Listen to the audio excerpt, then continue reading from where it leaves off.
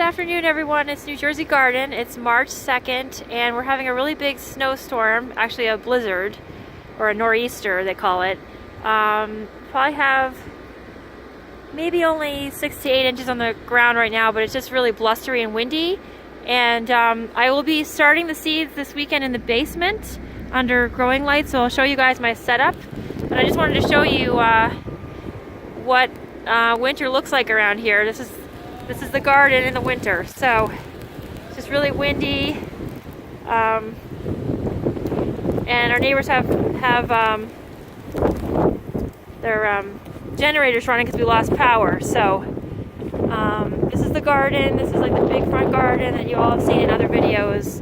Just wanted to show you what it looks like with all the snow.